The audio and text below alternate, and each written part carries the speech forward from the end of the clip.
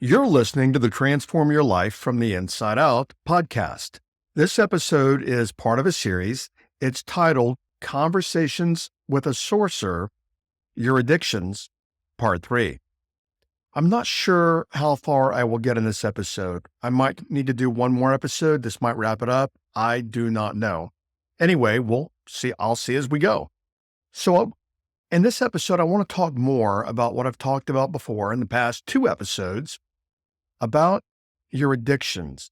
And of course, I don't mean chemical addictions and, perhaps that, yes, but I'm talking about things we get into that we don't even know we are addicted to. And then for most of us, our addictions control our lives. So let's dig into part 3 of your addictions. Keep listening. Hi, I'm Jim Fortin, and you're about to start transforming your life from the inside out with this podcast. I'm widely considered the leader in subconscious transformation, and I've coached super achievers all around the world for over 25 years. Here, you're going to find no rah-rah motivation and no hype, because this podcast is a combination of brain science, transformational psychology, and ancient wisdom all rolled into one to take your life to levels you've never thought possible.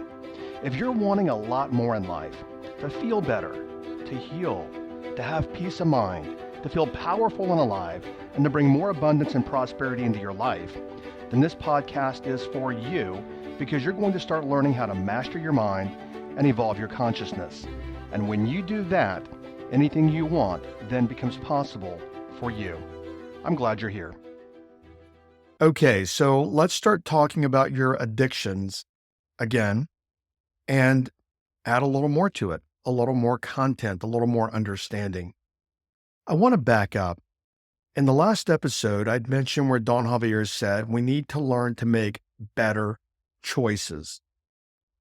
One caveat there for anybody that, is well-versed in brain science is that our addictions are habits, and habits come from the brain. And we go into our habits automatically without even thinking about it. That's why they're habits. However, research has shown that anytime we're thinking about doing something, it doesn't matter what it is. Even if we have a compulsion and we're compelled to do it because it might be a habit, research has demonstrated that we have a couple of seconds before we take action to make a choice consciously about whether or not we want to take action. So I tell you that because the truth is we always have choice. Okay, to continue here, and I will, designate where I'm quoting Don Javier and things that he has said about addiction. And I'm laughing at this. I've gotten 4 episodes out of this, and this is one 43-minute talk I had with him, and I've got thousands of hours of this. I mean, I could do podcasts till like 2047 or something. I don't know. Anyway, he said, for me, about addictions, it's not even a question of which choice I will make. Now, you may recall in the last episode, we were talking about choices. And he said, for me, it's not even a question of which choice I will make. And we talked about the metaphor of having cards in your hand, 2 cards, a positive card and a negative card. And he said that I will discard the card that is harming me. Now, as I mentioned a bazillion times, I've known Don Javier for 28 years now, and I've always seen that to be true, is that when he's guided to start something or release something in his behavior, boom, he makes it happen. A phrase that he said, I await until you make it so. When he's talking to any of us, and we're like, yes, Don, I will stop that, I will start that, or whatever. Many times he will finish with, okay, I await until you will make it so, or okay, then make it so. Now, when he discards a card, meaning he makes a choice about what he's going to do or not, many times we make a choice, and that choice might be, I'm not going to have any more sugar. I'm not going to have any more alcohol. And I've seen people, as I mentioned on other episodes, stop decades of drinking. Now, if you're literally, a profound, and I don't know how to qualify that on a scale, but you're drinking a bottle of Jack Daniels every day, you definitely don't want to quit cold turkey. But I know people, drinking 3 and 4 glasses of wine per day, and I've seen them quit cold turkey with no challenges whatsoever. And a lot of the quitting, now again, you want to seek medical advice if you have a substantial addiction to alcohol, you probably want medical guidance. That's entirely your call. But in my own life, when I have stopped things that I knew that weren't good for me, maybe it's eating sugar or eating cookies. For me, many years ago, it was Diet Coke. And it can be whatever it is for any of us. We're all the same, but we're all different. That's called an unbreakable standard. And what that unbreakable standard means is it means that no matter what, I will not break that choice. I learned that from a client of mine, a friend of mine that's a Navy SEAL. And he was telling me a story.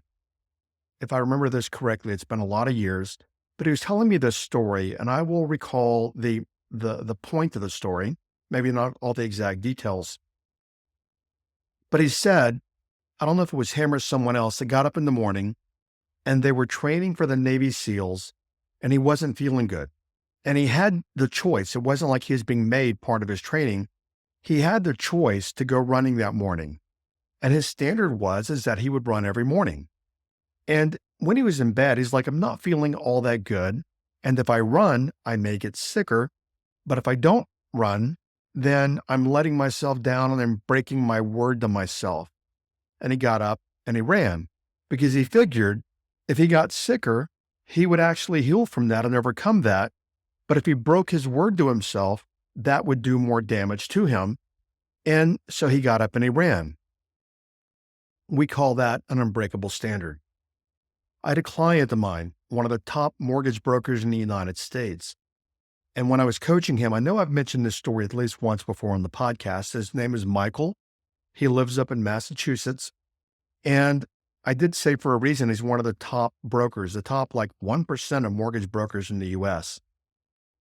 And when I was coaching him back in 2015, he said, Jim, I'm going to run every day, 7 days a week for 1 year. Now, I tried to talk him out of it.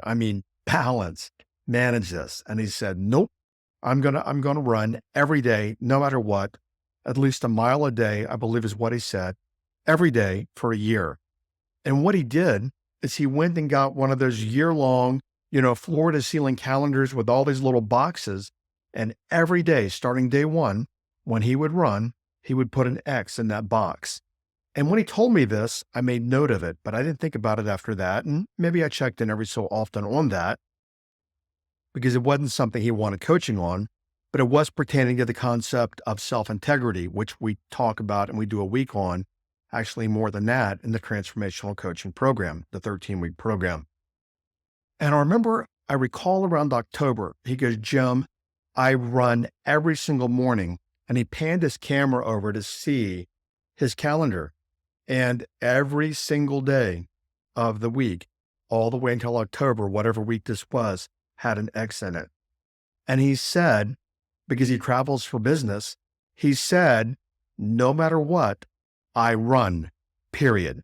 When I'm booking my hotels, I will only stay in hotels that have a gym or a treadmill or somewhere that I can run. And he made it an unbreakable standard. And Don Javier does the same thing. It's an unbreakable standard. For him, at one point, was he couldn't have honey anymore. He was guided to no longer have honey. Boom. Just like that, he stops. And I've seen him do that time and time and time and time again. And candidly, it's pretty amazing to watch somebody that has that kind of personal power to start and stop anything in a moment. But Michael, he did it as well by making it his unbreakable standard. And he said, no matter what.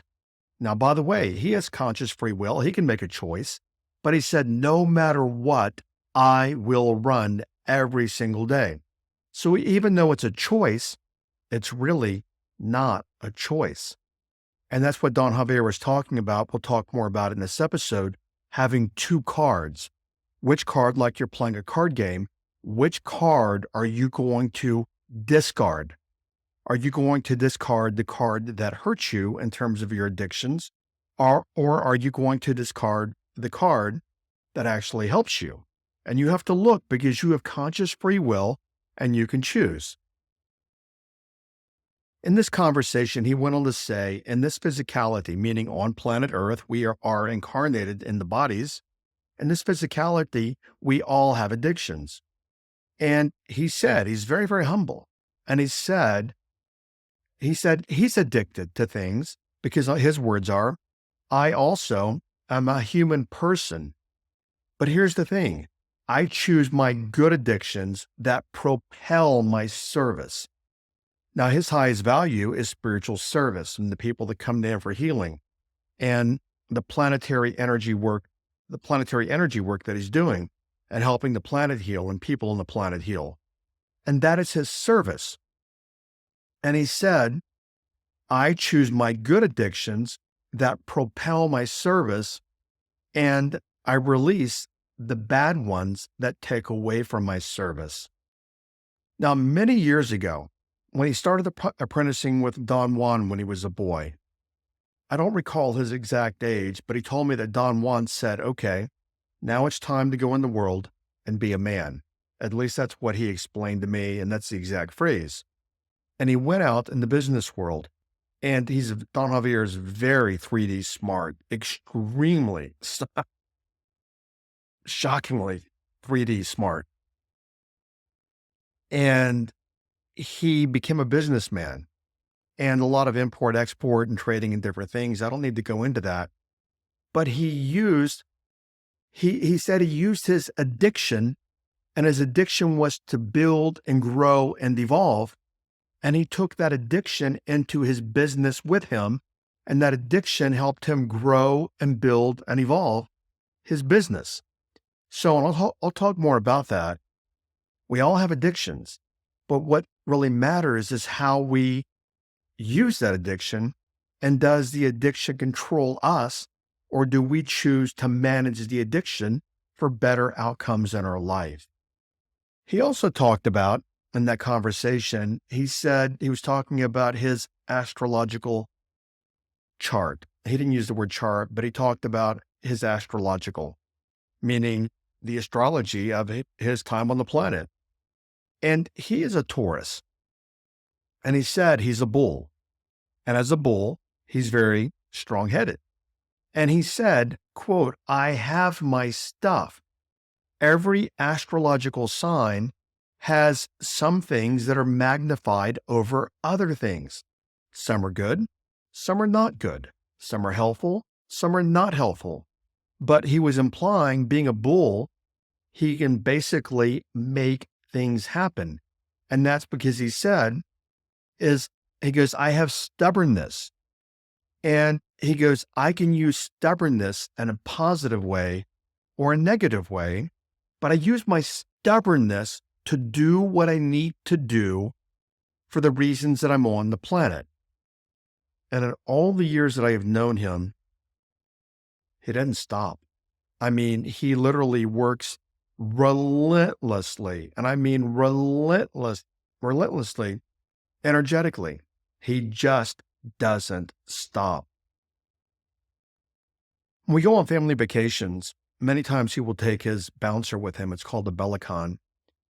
He's 70 years old. And I'm going to rephrase that. He's 70 years of age, not old. I have seen him get on his bouncer and bounce at 145 beats per minute. Do you know how fast that is? 145 beats per minute for 90 minutes, and not a problem. He just doesn't stop. And he said, I'm a bull, and I use my stubbornness to serve me. And he said, something that applies to you here, I know me, and I know this about me. I know that I am stubborn. And so because I know that I am stubborn, I use that to serve me as opposed to using it to help me. I have a friend, she's in her mid-80s now, and in business, Don Javier has helped me more than anybody else. Second place would be her. And she built a company that did, she let it all go, got out of it, even though she built it from scratch and the company was doing multiple billions a year in revenue. I love this woman. She's like a mother to me. I love her dearly and deeply. And she hired me to coach with her and to coach her and many of her people. And she became my mentor. She was in her 70s when I met her. She's in her 80s, mid 80s at this point, and she was like 71 when I met her. Very, very, very what we might call pig-headed, or very stubborn woman. And the admiration that I had for her, she didn't quit. I remember she told me that when she was, I think, 19 or so, back in the 1960s, she wanted to sell insurance. Wanted to sell real estate, not insurance, real estate. And she met a broker who would take her on. And she said he took me to lunch. He told me he would hire me, and he took me to lunch, and he took me to a certain intersection in Dallas, which is close to an upscale neighborhood off Preston Road and Royal Lane. And she said he pulled over at the intersection and says, "Get out and don't come back to the office until you have your first contract." Most people would crumble right there and they would quit. She got out and she said it took me 3 days, but I got my first contract and I brought it back to the office.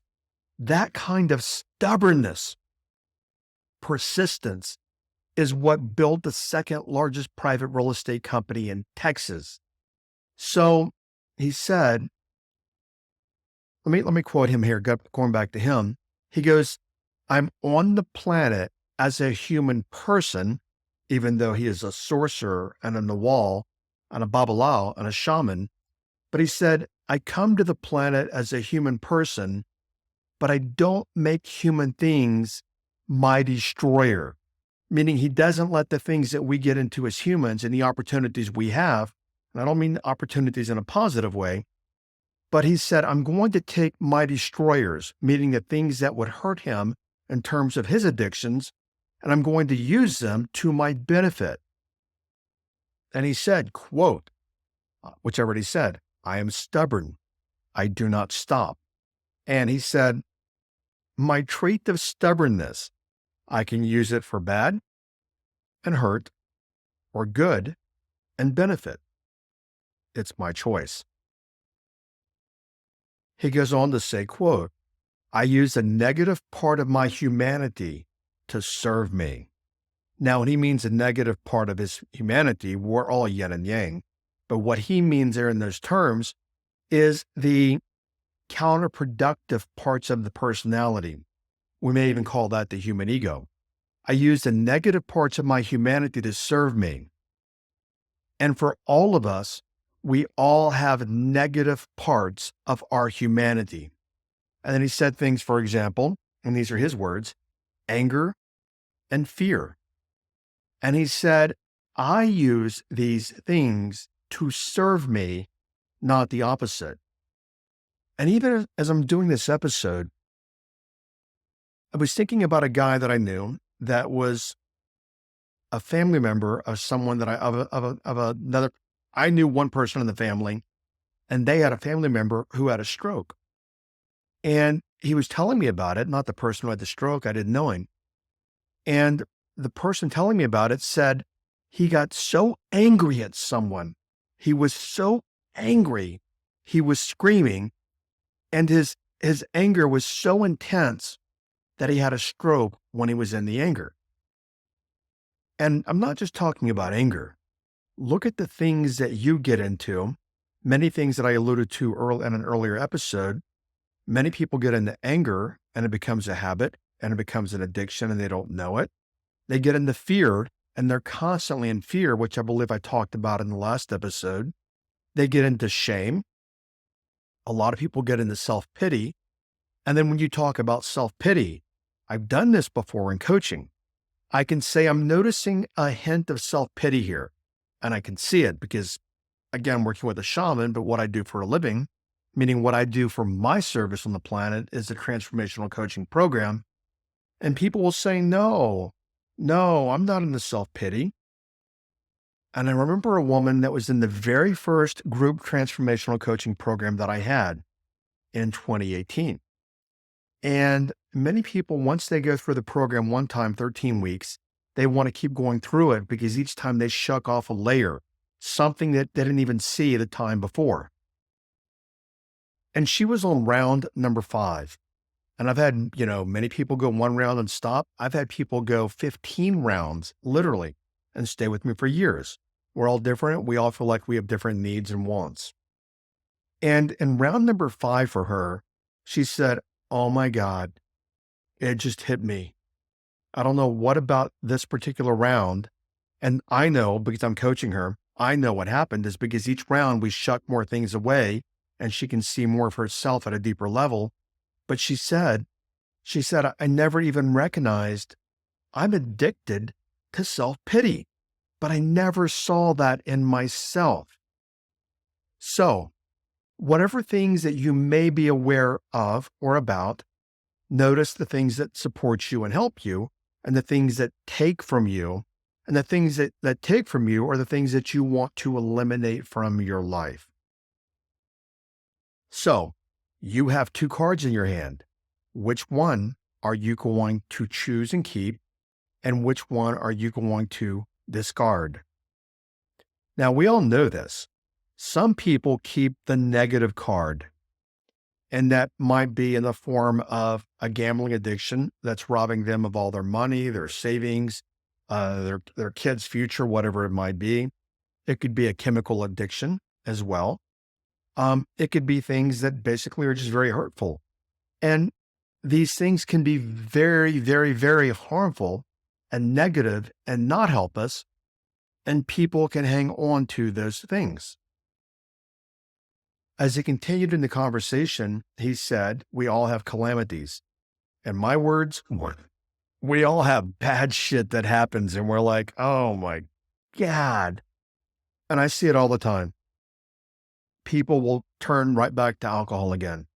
Or what many people do is they'll turn back to smoking because they will say, "I'm all stressed out and I have to smoke."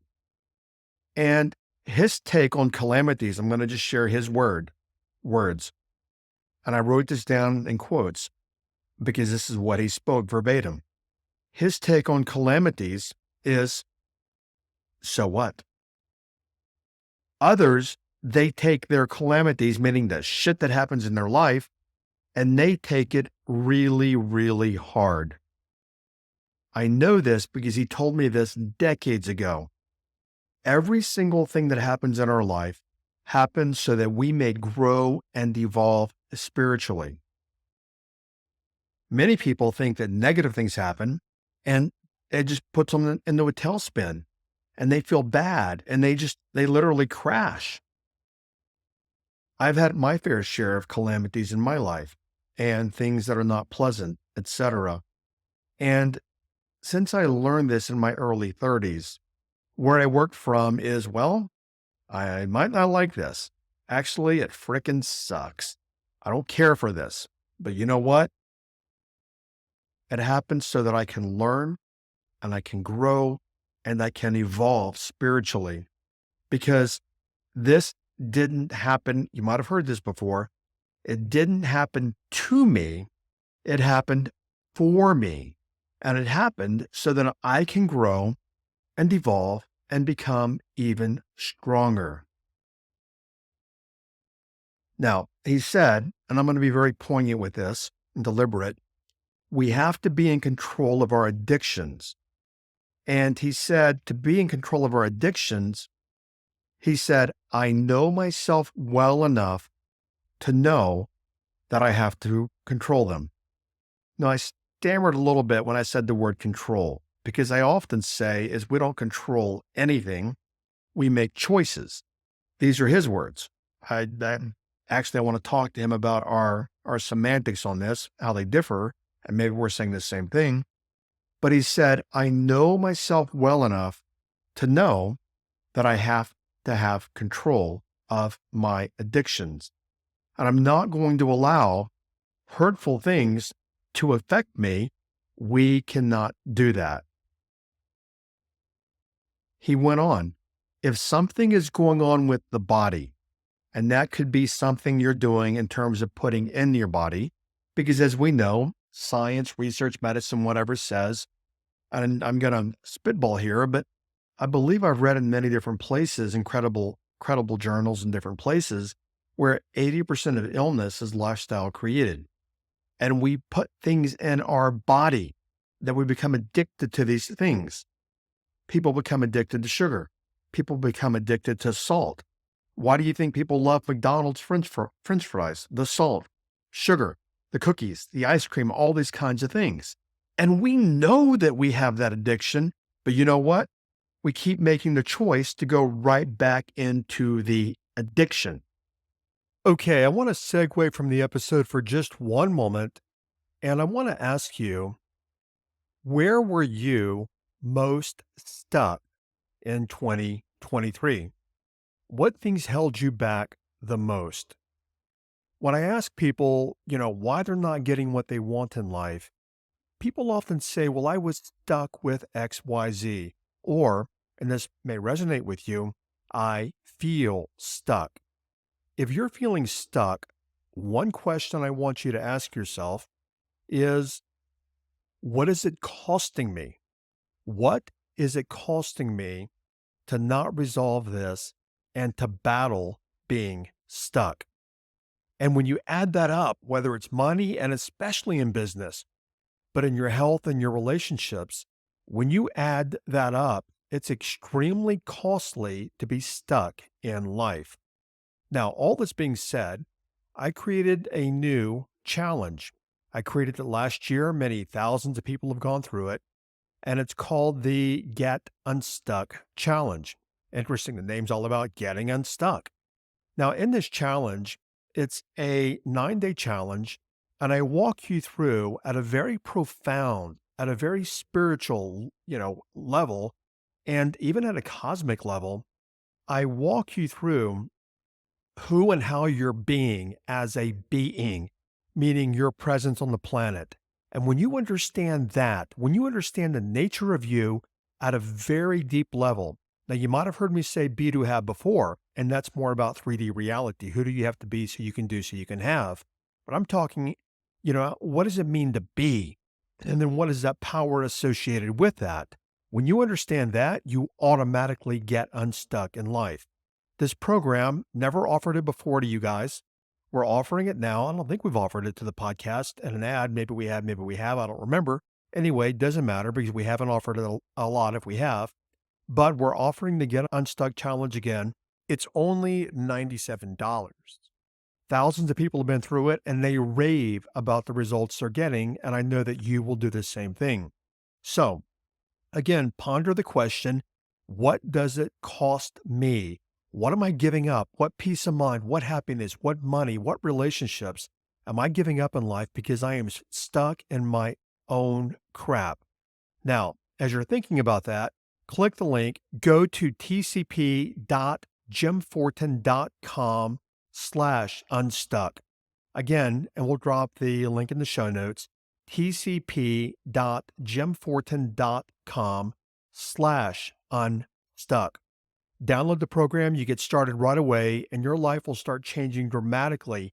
When you apply what you're learning in that program, your life will start changing in very dramatic ways, very, very quickly. And as a matter of fact, in the next 9 days.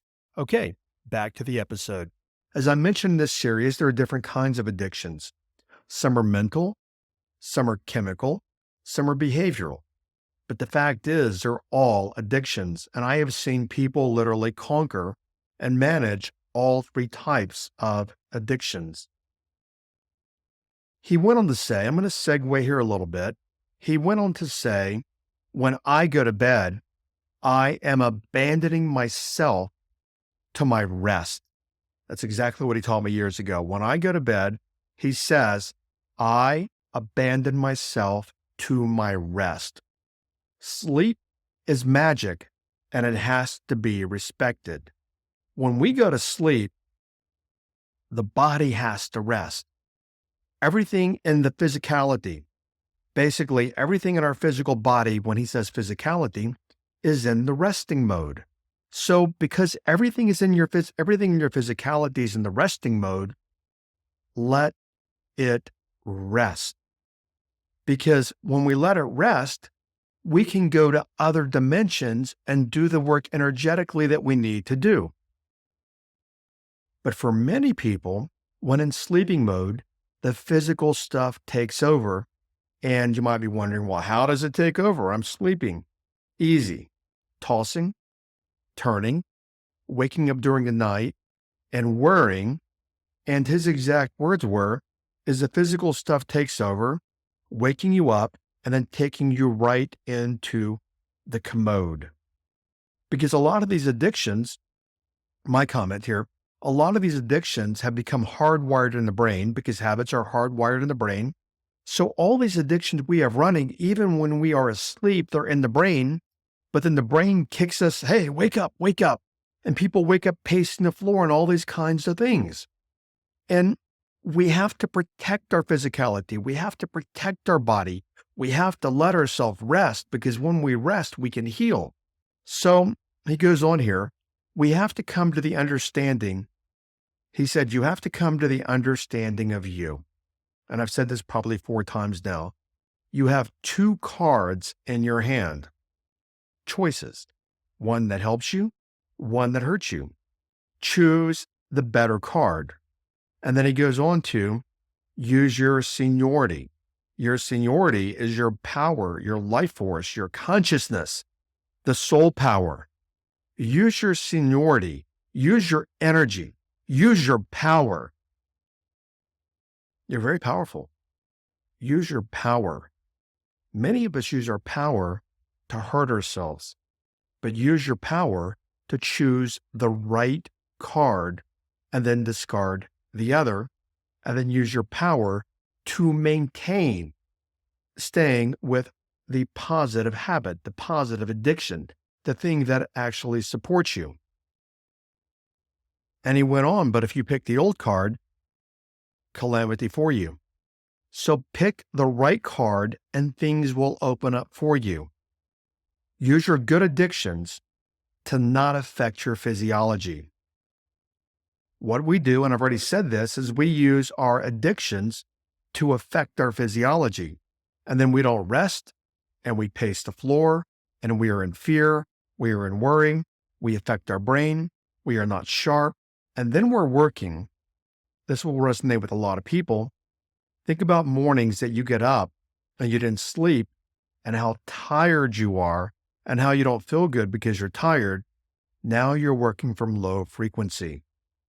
So choose. What kinds of addictions do you want to have? You have the power to stop anything in any given moment when you make the choice and you stand by that choice and you have self-integrity and you honor that choice. Ask yourself, which addiction is going to serve me to create peak moments? Here's a big one. Which addiction serves your soul mission? Which addiction serves why you are here on the planet? That's what you want to look at, is what addictions serve my dharma and why I'm on the planet, and what addictions actually chip away and take away from that. Okay? So when you apply this, his phrase was, when you apply the proper addictions, that is medicine. And when we apply, because everything is medicine, when we apply the proper medicine, then magical things happen for us.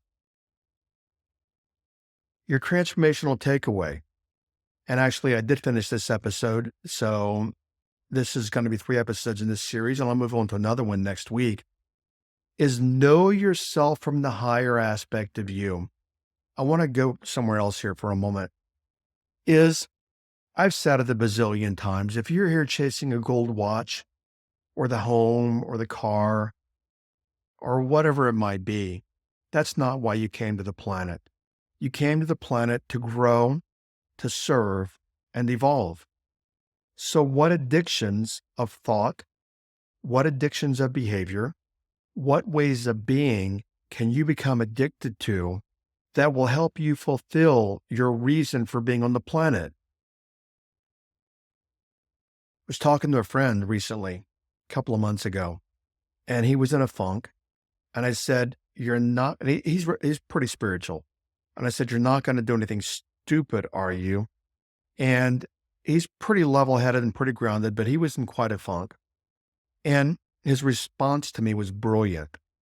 I said, "You're not going to do anything stupid, are you? And I don't have to be concerned about you, do I? Do I have to come check on you every hour?" And he said, "No, I wouldn't do anything like killing myself, because if I did, that's not why I came to the planet. I'm not completing my soul mission to come to the planet, to incarnate, to kill myself." And the reason I tell you that, all these things happen in our lives, and shit flips upside down, and stuff goes sideways, and businesses collapse, marriages collapse. All these things happen. We have money, we lose money. We have health, we lose our health. We gain our health again. I mean, look at me. Things happen. What matters is the choices we're making. So know why you're on the planet, which I had an episode recently where I said, the most important question you will ever ask yourself is, what am I to do while I'm here on the planet? Know yourself from the higher aspect of you. Know yourself from soul. Know yourself from, this is my dharma. This is my mission. And then choose addictions that serve you. I haven't said this in a long time, and I'm going to start asking. It's Ayni, A-Y-N-I. I've talked about it on other episodes. To get in life, we have to give. And I give a great deal. I get comments every day, 99% of them positive on the podcast. And I give and I give and I give. Please give the energy back, because when we take energy and we don't return the energy we took is taken away from us. What I mean is, if you find, and I assume you do or you wouldn't be listening, a couple of things.